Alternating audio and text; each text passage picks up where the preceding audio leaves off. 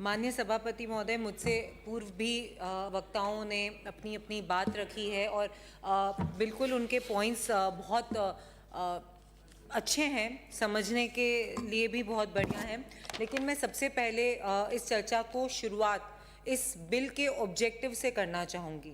इस बिल के ऑब्जेक्टिव्स में बहुत क्लियरली ये स्टेटेड है कि the bill is designed to safeguard the demographic equilibrium and social harmony of Rajasthan by regulating the transfer of immovable property in areas affected by riots or mob violence. It aims to prevent improper clustering. अच्छा लग रहा है आपको, लेकिन आप इस बात को समझिए। मैं धन्यवाद देती हूँ कि अगर मैं बोलती हूँ और आपको सुनने में अच्छा लग रहा है, उसके लिए बहुत बहुत आभार है। लेकिन इसमें इतना क्लियरली हाँ, वो इनका बंटा ढार तो मुझे नहीं पता। इस बिल के अंदर बहुत क्लियरली ये स्टेटेड है कि जहाँ पर राइट्स हुए हैं, जो अफेक्टेड एरियाज हैं, वहाँ पर जो पलायन होता है, यानी कहीं पर राइट्स हुए हैं, और आप सब यहाँ पर जितने हमारे विधायक बैठे हैं उनके भी संज्ञान में ऐसे इश्यूज आते होंगे जहाँ पर कहीं भी सेंसिटिव एरिया होता है या कहीं कोई राइट हुआ है, उसके बाद पलायन भी होता है और औने पौने दामों में व्यक्ति अपनी संपत्ति को बेचकर किसी न किसी माध्यम से वो सोचता है कि मैं इसको बेचूं और अलग तरीके का प्रभाव उसमें होता है। तो इस वजह से ये बिल लेकर आया गया है। मेरे से पूर्व सब वक्ताओं ने बोला कि बिल की क्या ज़रूरत है। बिल की ज़रूरत तो कहीं ना कहीं होती है, इसीलिए लाया जाता है और इसीलिए इस सदन में बैठकर हम उन बिल्स पर चर्चा भी कर रहे हैं। हमारे पूर्व में वक्ता ने ये भी बात बोली कि हमारा जो स्टेट है बड़ा ही शांति प्रिय स्टेट है, और हम जब गुजरात के मॉडल को क्यों कॉपी करते रहते हैं या क्यों लेकर आते हैं। गुजरात के अंदर 91 में जब ये एक्ट आया था तो वहाँ पर कहीं ना कहीं इस पूरे एक्ट को जब लाया गया, बहुत सारी चीज़ों को कंट्रोल किया गया, जिसके अंदर एक सबसे बड़ी भूमिका इस एक्ट ने ये निभाई है कि छोटे लोग, जो गरीब लोग होते हैं, जो अपनी छोटी छोटी प्रॉपर्टीज़ को इस दबाव की वजह से बेचते हैं। और मैं यहाँ पर सबसे पूछना चाहूँगी, क्या आप लोगों के संज्ञान में ऐसे इश्यूज़ नहीं आते जब हम बैठे होते हैं और हमारे पास कोई व्यक्ति किसी एक समुदाय का आता है और वो बोलता है कि ये समुदाय के बहुत सारे लोग मेरे इस कॉलोनी में बस गए हैं और वो मुझे प्रेशराइज कर रहे हैं अपनी प्रॉपर्टी सेल करने में। हम एक्ट के बारे में बात कर रहे हैं, हम बिल को लाने के, इंट्रोड्यूस करने के लिए बात कर रहे हैं। मैं राजसमंद का एक एग्जाम्पल यहाँ पर देना चाहूँगी कि मेरे यहाँ का एक गांव है बागपुरा।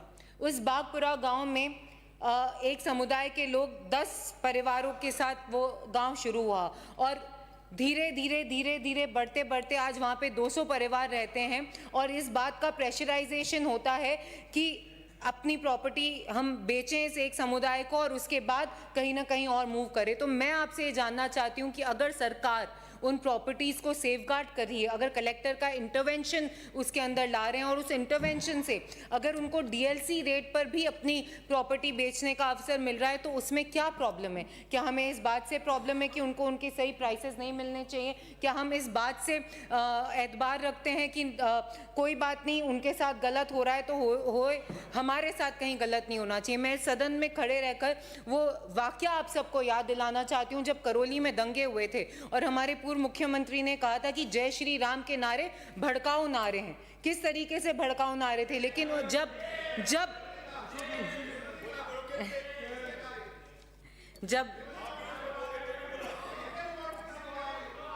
सुन लो आप जवाब दीजिएगा रफीक भाई, आपको भी बोलना है। अरे सुनना है, अपनी अपनी भावनाएं व्यक्त कर रहे हैं। आपने भी कहा इंटरव्यूज है, मैं आपको भेज दूंगी रफीक भाई, मैं आपको भेज दूंगी।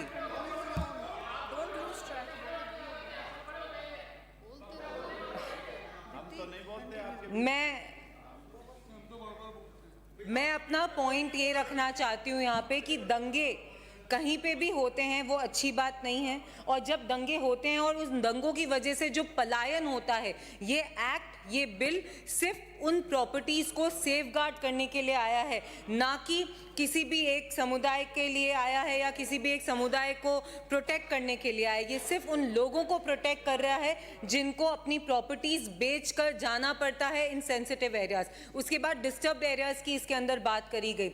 डिस्टर्ब एरियाज बहुत क्लियरली जब ये बोला गया है कि एक सर्टेन पीरियड के लिए हम उसमें डिस्टर्ब एरियाज में से पूर्व विधायक हमारी बोल रही थी कि डिस्टर्ब एरियाज के आप राजस्थान को प्रोटेक्ट नहीं कर सकते।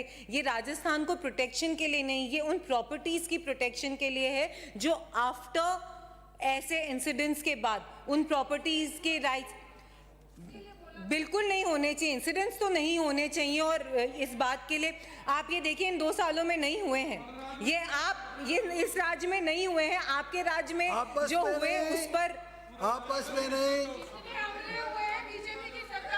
आपस में दुरुस्त कर लो। आप बीजेपी की सरकार में हमले नहीं हुए हैं।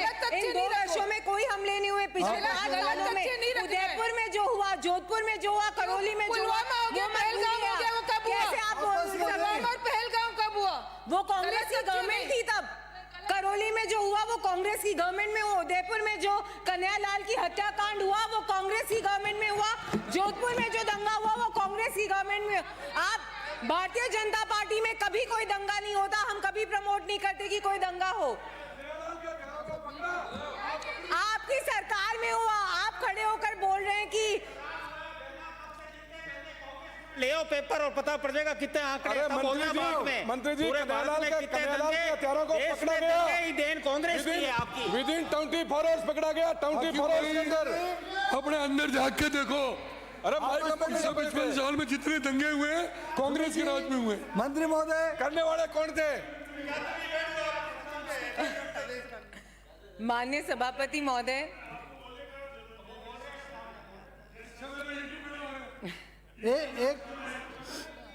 माननीय सभापति महोदय, दीप्ति जी एक सेकंड। मैं सदन के संज्ञान में लाना चाहता हूं कि आज शुक्रवार है और जयपुर के भट्टा बस्ती इलाके में एक मस्जिद में नमाज के दौरान उसकी दीवार गिरने से लोग दबे हुए हैं और अभी तक भी सरकार की सहायता वहां नहीं पहुंची है। मैं सदन के माध्यम से सूचित करना चाहता हूं कि वहां तुरंत प्रभाव से सहायता पहुंचाई जाए। बहुत बहुत धन्यवाद। स्टार्ट। माननीय सभापति महोदय, इस बिल के अंदर जो अनकंट्रोल्ड प्रॉपर्टी ट्रांसफर्स है जिसके कारण कई स्थानों पर गेटोइजेशन, फोर्स सेक्लूजन की स्थिति बन जाती है, जहां एक समुदाय का अत्यधिक सघन प्रभुत्व स्थापित हो जाता है। ये एक्ट सिर्फ उसको बचाने के लिए है। यह स्थिति सामाजिक ध्रुवीकरण को बढ़ावा देती है और भविष्य में तनाव व दंगों की संभावनाएं भी बढ़ाती है, जिसको कंट्रोल करने के लिए इस बिल को लाया गया है, इस एक्ट को लाया गया है। हमें ये समझने की ज़रूरत है कि जब भी अनकंट्रोल्ड पॉपुलेशन ग्रोथ होती है और कहीं पर एक ही अगर समाज के लोग ज़्यादा रहते हैं तो वहाँ पर इश्यूज़ और प्रॉब्लम्स आते हैं, जिसको कंट्रोल करने के लिए ट्रांसफ़र ऑफ असेट्स अनकंट्रोल ना हो, उस पर नियंत्रण करने के लिए इस विधेयक को लाया गया है। मैं इसके साथ साथ कुछ आपके सामने ये भी रखना चाहूँगी कि इससे हमें क्या, इस एक्ट के आने से किस तरीके से प्रोटेक्शन हो सकता है। इसमें प्रोटेक्शन टेनेंट्स को मिलेगा कि फोर्स एविक्शन ना हो। उसके साथ साथ जो पोस्ट राइट माइग्रेशन और कम्युनल पोलराइजेशन होता है उसको कंट्रोल किया जाएगा। उसके साथ साथ जो फ्रॉड होता है प्रॉपर्टीज़ में उसको भी कंट्रोल कर सकेंगे। साथ ही सोशल हार्मनी इन एरियाज़ में बढ़ सकेगी। जब मिक्स पॉपुलेशन रहेगी तो सोशल हार्मनी अपने आप बढ़ेगी, जिससे ये दंगे नहीं होंगे फ्यूचर में। इसके साथ साथ हमारी नेशनल इंटीग्रिटी में भी बढ़ाव होगा और स्टेबिलिटी भी आएगी। इसके साथ साथ मैं ये कहना चाहूँगी कि यह विधेयक केवल कानून व्यवस्था का विषय नहीं है। इस विधेयक से सोशल हार्मनी, इसके साथ साथ सिक्योरिटी, स्टेबिलिटी, विजनरी स्टेप्स और नेशनल इंटरेस्ट के लिए भी इस विधेयक को लाना ज़रूरी है। इसके साथ ही साथ मैं सभी सदस्यों से आग्रह करूंगी कि राज्य की शांति और नागरिकों की सुरक्षा के हित में इस विधेयक को व्यापक समर्थन प्रदान करें और इसे सर्वसम्मति से पारित करने में अपना सहयोग दें। अंत में मैं कुछ पंक्तियों के साथ अपनी बात को खत्म करना चाहूंगी। जब दंगों की धूप निकलती, छाव भागने लगती, घर की कीमत कौड़ी होती, आंखें जागने लगती, डर के मारे लोग कहे भाई जल्दी सौदा कर लो, सामने वाला बोले सस्ता है, मौका अच्छा है, घर ले लो। कहीं मोहल्ले सूने सूने, कहीं भीड़ का राज, फिर अखबारों में छपता है बिगड़ा सामाजिक ताज। सीमा वाला राज्य हमारा, चौकन्ना रहना काम, जनसंख्या का संतुलन भी रखता देश का नाम। ना कोई डरे ना कोई दबे, न सस्ता बिके मकान, ऐसी व्यवस्था लाने को आया यह नया विधान। आइए मिलकर ठान ले, सद्भाव रहे हमारे पास, राजस्थान में प्रेम बसे और सुरक्षित हर निवास। बहुत बहुत धन्यवाद। मैं इस बिल का बहुत समर्थन करती हूँ और सबसे आग्रह करती हूँ कि इसमें समर्थन कालीचरण जी